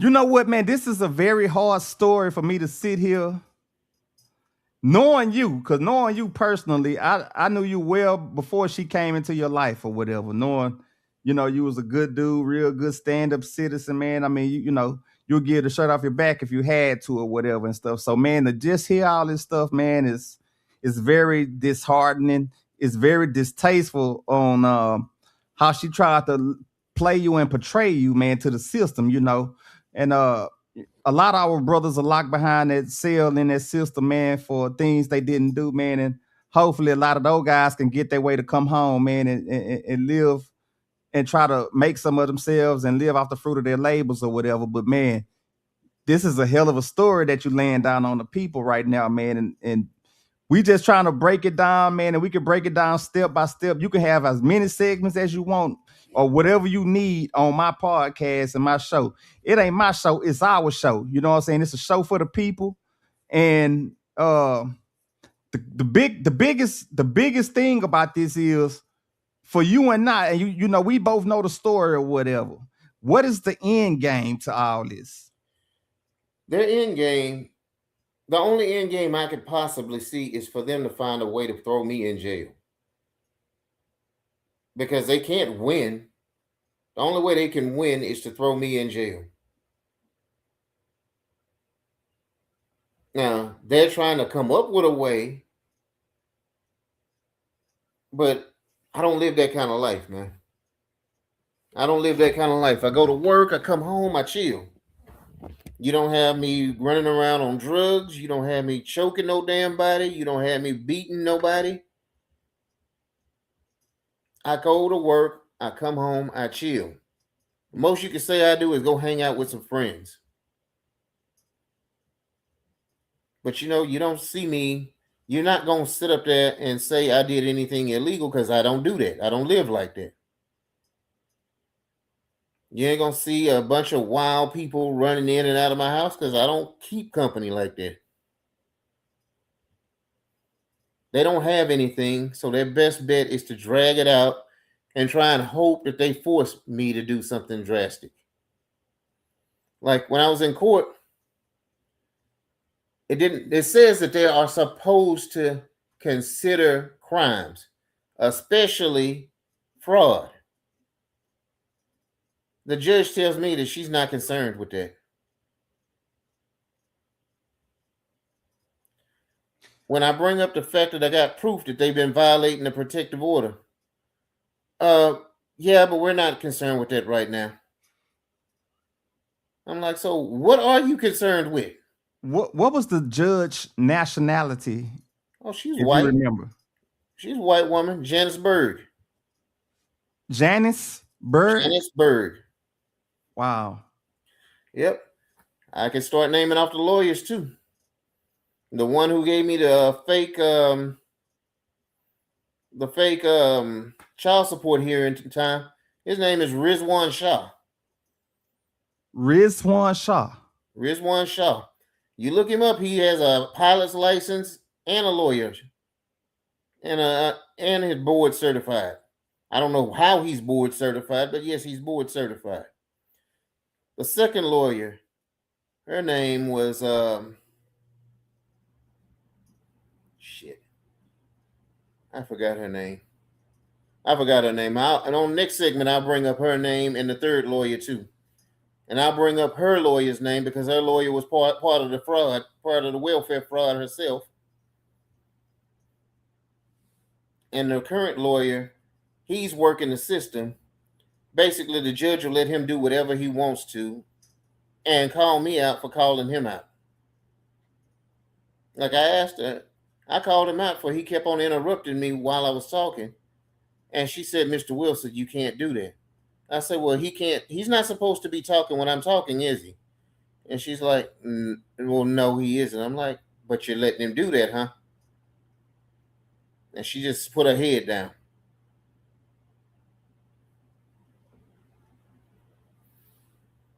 Like when I went into court, they didn't really want to talk to me. All they wanted was my check stub so they could try and get child support filed. They hadn't heard a word of the case. All they wanted was to go ahead and start child support. They didn't care if she got pregnant. They didn't care if she cheated. They didn't care if they was stalking you. They didn't care if they harmed you, laid hands on you. They didn't care if they put any weapons on you. They didn't care absolutely about a single thing but your paycheck. Mm-hmm.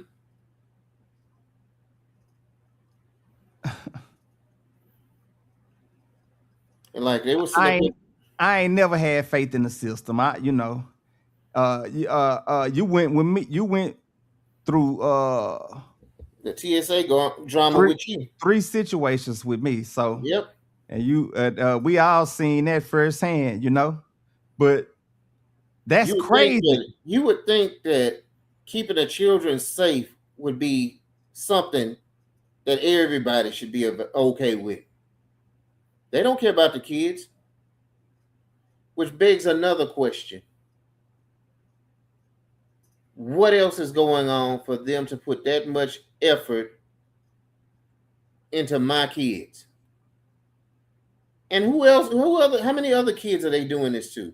What is this politician's ammo with my kids? Are they on some Epstein stuff? What are they doing with kids? Why do these white men want my black children?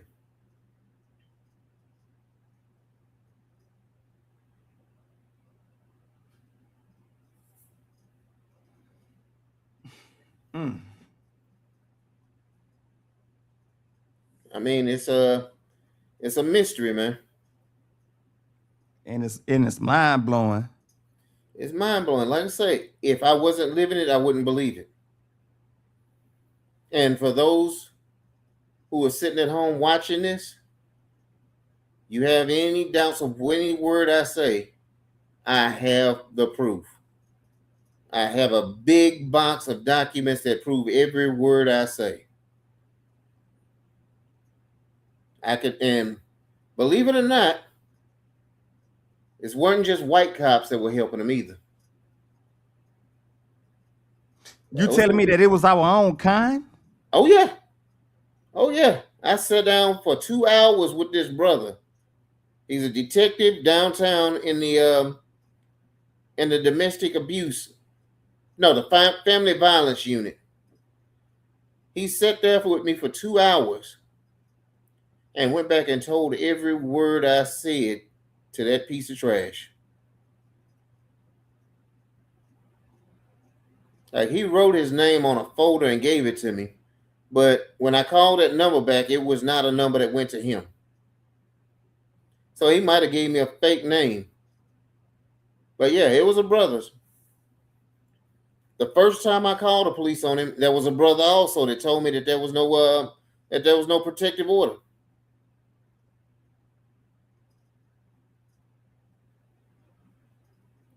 The reasoning for this podcast here today, man, this show. I don't have, I'm just now starting out or whatever, and as you can see, I don't have no numbers or a huge following. That's fine, because I had to learn the system and learn the Bills and Wilson. So I'm training to go right now on the job. You see what I'm saying? But most definitely, we're gonna get this story out here, and we're gonna have most segments on this story because it's a lot of layers to peel back off this onion. So we're gonna get you some help on making this whole situation right, man. I know we was in the works of talking about getting with brother Quan and certain individuals, black political figures and stuff like that behind the scenes, especially, we talk about this stuff all the time and stuff. So I know exactly what you've been going through, man.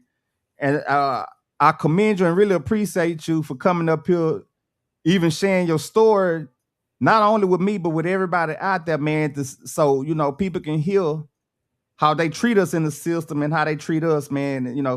And the world is not fair, man. The world is a very cruel place. So for you to even come up there and explain your experience with us, man, I want to tell you, it's very powerful, man. And I thank you for even coming up telling the story, man. And we're going to try to get you going in the right direction and get you some help to rectify this situation. You know what I'm saying? Because it's most definitely not fair to you. It's not fair to you. It's not fair to me. And it ain't fair to the people that's been going through stuff like this our whole lives, man. So, yeah, man, I sure hate all this had, been going on, whatever, because I know you was really big on being a family guy and a very, real nice family orientated person, man. And no one of your caliber deserves this. The thing that I trip about, like, I've only had a few people that were willing to step up and say, yo, man, whatever you need, I'll help you. And if everybody sits up and runs every time the politicians or the police or whatever turn on them, how do you think we're going to ever beat them? If everybody runs and hides, nobody stands up against this kind of mess, how do you think we're ever going to turn that around? I mean, I'm not an advocate for violence or anything, but do you think that these people would do these kind of things knowing that they might wake up with their house on fire? That's real. You're right. If they know that they can get away with it, they're never gonna stop. They're gonna keep going further and further. I mean, to think that somebody would actually have the audacity to try and steal somebody else's kids that they ain't got no relationship to, and the police are gonna help them, that they've done some other stuff that was probably much more diabolical. Right. And no, I'm not suicidal. So if you ever hear that Terrence Wilson killed himself, you know damn well you need to start looking at them cops. Facts.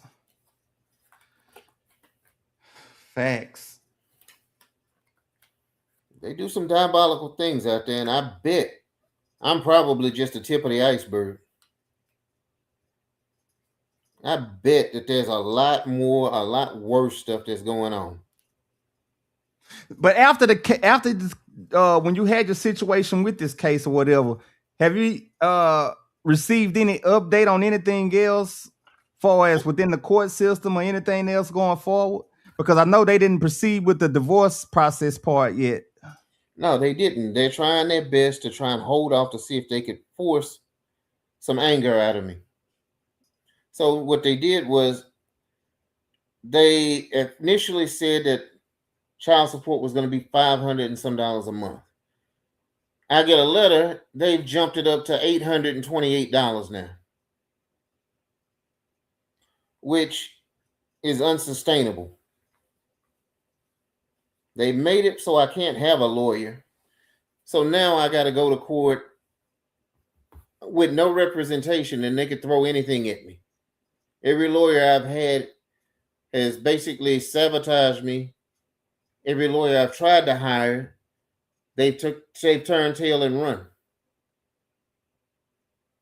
Like you could talk to the lawyer and you get the lawyer ready and you're like, yeah, I like this one. I'm going to hire you. You call them the next day to try and set up something so you can come by and pay. Nobody answers.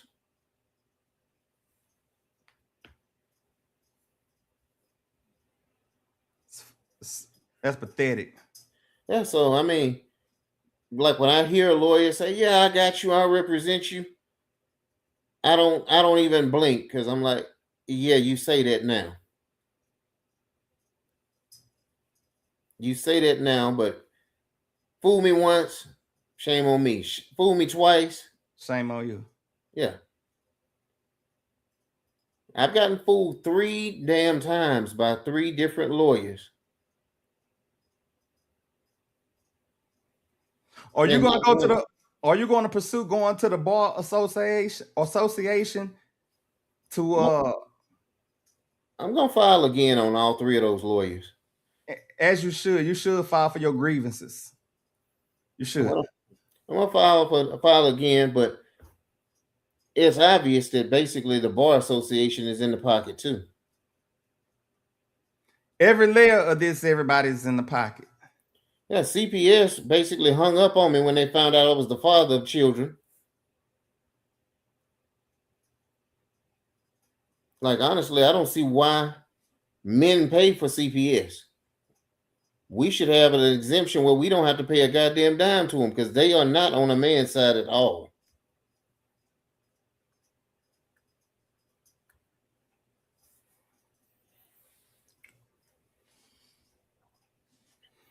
Yep, those idiots left the children in the house by themselves, unlocked and unsupervised. And when I asked them, I said, "So why didn't you call me? I'm the father of the children." They hung up on me.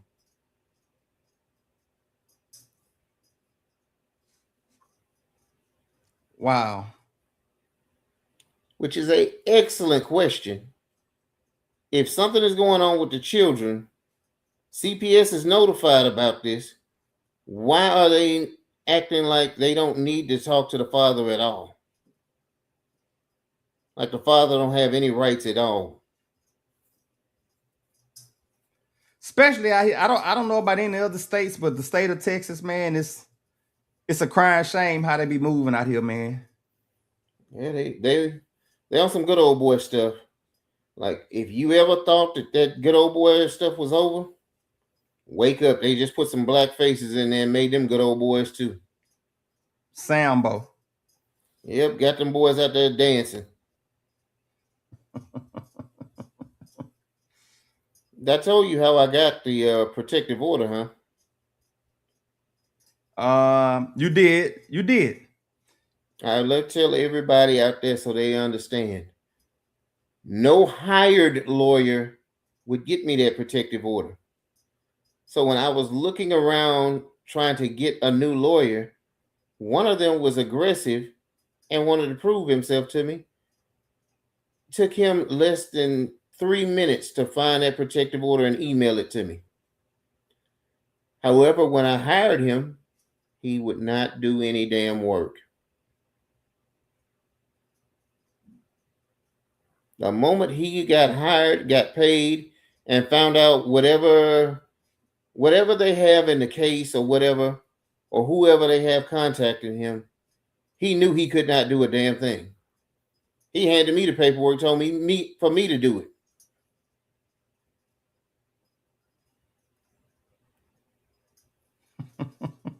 And that one is John Dermott, by the way.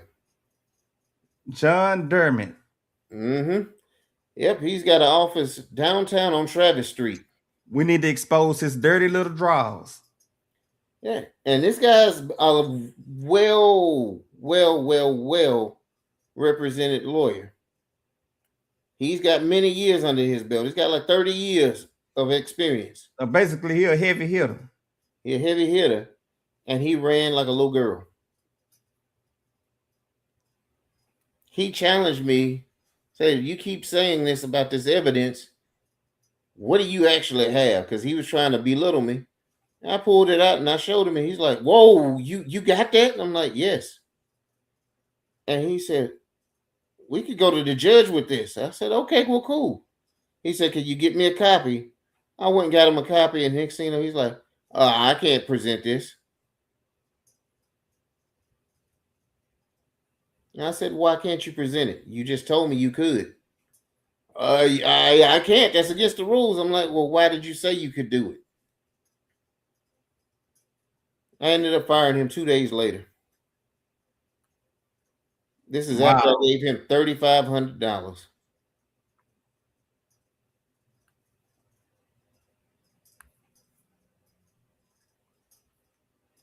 Man, I'm sorry you even going through any of this, man.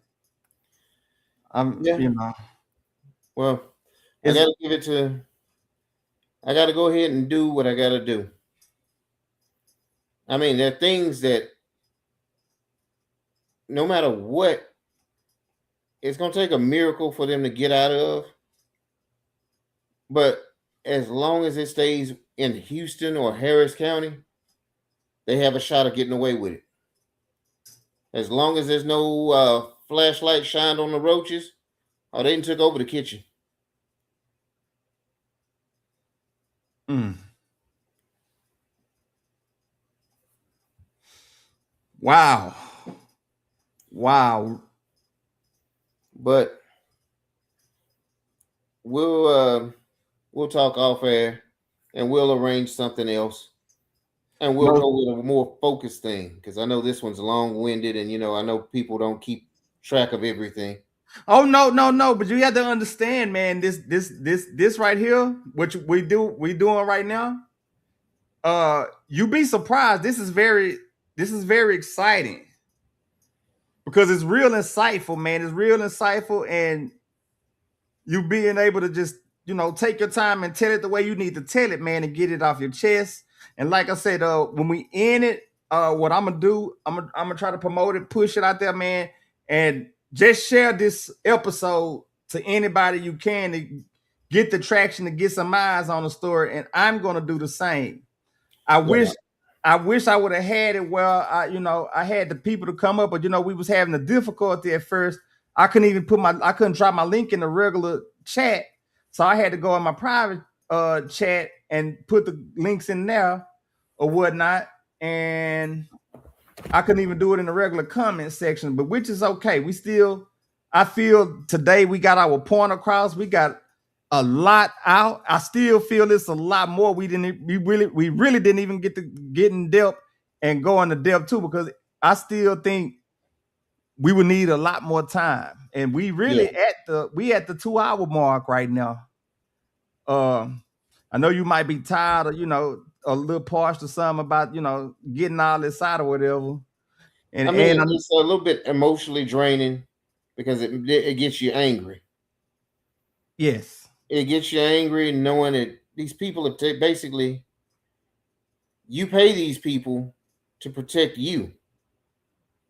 You pay these people to represent you, and it's like somebody breaking your house. You call the police, and they follow you. Right. That's basically exactly how that turned out. Like, you're like, okay, well, yeah, I'm gonna do this and do that. Okay, let me call Let me call the cops. The cops like, well, where were you? I'm like, what do you mean, where was I? I'm calling you to report this, and you asking me where was I? What were you doing there? I'm like, I work there. Why? You're like, well, we're gonna need to follow you for some more. I'm like, when you gonna go get the robber, man? Right. That's Wow. basically how that worked. That's Man. exactly how that works, man. I know, like I say, I know this, emotionally, draining, mentally draining for you, man, because it's a lot. It's a lot to take in, man. It's a lot for probably people to even process, but we got it out. Yeah, I mean, Like I said, if I didn't live it, I wouldn't believe it. When do you want to come back and we can do a run back of this segment? We can do a run back of this segment, or we can get into some more intimate things about this segment that you feel you might have left out. I think we got out a lot of the main stuff. Yeah, we can. How's next Sunday? Next Sunday, I ain't gonna lie, I might be in the steel mill, and I ain't gonna need much lie to you. In case you can wait for me Sunday night, that's cool. Yeah, we can do Sunday night. I mean, I'm good with that. So, the other lawyer was Sarah Blakemore. Sarah Blakemore. Mm-hmm. So all you names that's getting called, y'all on our radar, we're gonna be on y'all top right now too. We're gonna be on y'all top for y'all not handling business with my boy. But we got y'all. Yeah, I mean, you ever see these people, they come calling you, tell them no thanks, I heard about your work. Right. Like, why should I hire you to screw me?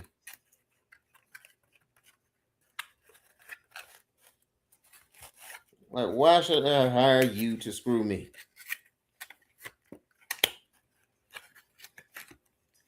Yep. But yeah, we'll talk. We'll schedule something. We'll get it more organized so we can be more focused on what the next segment will be. What'll be the next segment? Okay. And like I say, for right now, this is live, man. We ain't rehearsed nothing. We ain't writing no questions down.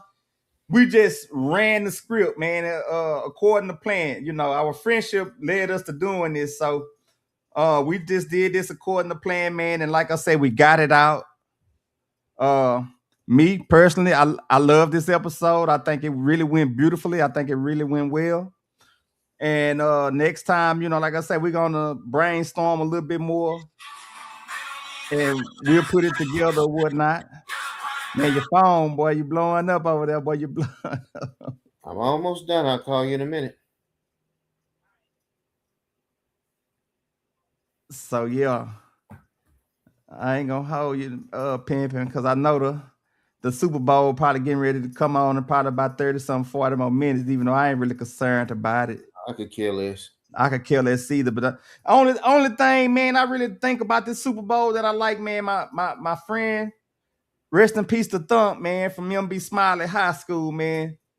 His son, Kevlon Chase son, man, he playing for the New England Patriots. So I'm hoping he bring his ring back to Houston, man. We hoping he bring that ring back to Houston, man. You know what I'm saying? If he not, I'm just saluting him because I'm glad he in the Super Bowl, man. His daddy was a hell of a football player too, man, for our high school. So big ups and big props to him, man. You got any last words, Tease? You want to tell the people, you want to say out there to the YouTube streets, the YouTube universe, and to the people out there on the G-Way show? I want y'all to really wake up and realize none of this happens unless they all on the same team. We all we got. Don't sit there and believe that Democrat, Republican mess. It's them versus us. Don't let them sit there and fool you, because I've contacted Democrats, I've contacted Republicans. All of them have blown their nose on me. The Democrats told me it's not election season. That's why they don't want it.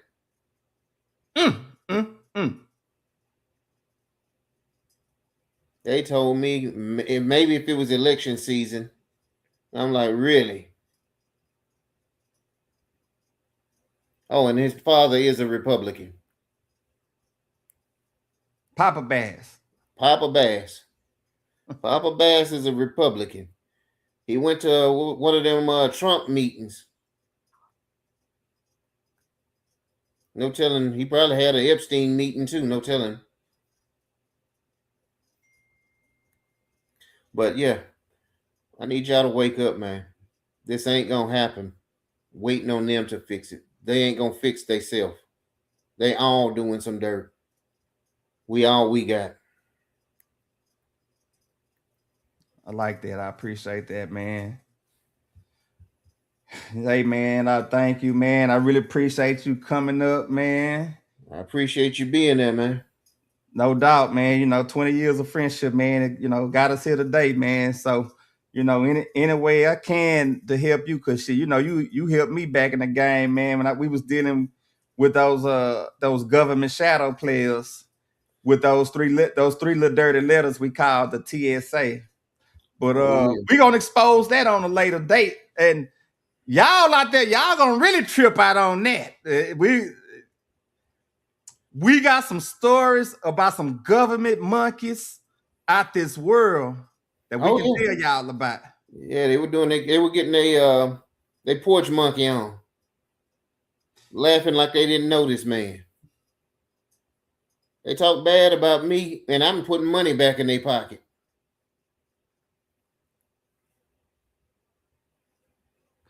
Our biggest enemy is us. We ain't our only enemy, but our biggest enemy got brown skin too. Our own people. Damn. Yep. Hey, man. You my boy, man. It's been a pleasure. I got love for you, man. We gonna chop it up. Matter of fact, you can hit me later on tonight or whatever. Hit me up whenever you get time. You know what I'm saying? I'm gonna still be available. I'm gonna probably go and fix me a drink, man, and get on another level. Yeah, I feel like I need one, but get you a drink. I feel like I need one, man. Yeah, get you a drink, man. And like I say, shit. But if you need me, shit, just holler at me. We'll get back up. We're gonna do a rundown and a run back on this subject, man. Hopefully we can get some people to come on, interact with us and everything like that and stuff. And it's gonna be good, man. It's gonna be good the next go round and stuff, man. Oh, yeah, man. Shit. Hey, I ain't gonna hold you much longer, man. Shit, you can go. I'm gonna drop you down, man. Appreciate your salute, man. Much love to your family. Shit, we gonna get up. All right, man. Send me a link send me a link once you post it. Gotcha. All right. Later. All right, man. Peace. All right, y'all. That was my friend T Will, man. That was a hell of an interview. That was an explosive interview.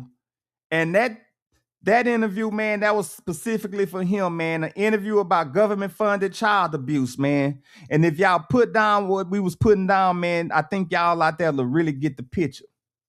Y'all would really get the picture. So I think I'm going to go on in this show, man. I'm going to go on in this live. I think I'm going to go and get out of here, man. It's been real. It's been a good time, man. I really enjoyed this show, kicking it with my homeboy T Will on here, man, is giving his side of his story and his truth, man. So the Super Bowl is in a few minutes. I guess I'm gonna go and pour me up a drink, man, get on a level. And I gave y'all a 2-hour show today. It's over 2 hours, man. I'm proud of myself or whatever. Once I get on that level, I might come back out and pop out live, man. So I'm gonna go and end it now. Y'all like, share, and subscribe to the channel, man. The G-Way Show at Jesus Peace 7066. Y'all tune in, like, share, and subscribe to y'all boy. It's been real, man. Much love, man. I'll come back to y'all later, man. And we gonna kick it.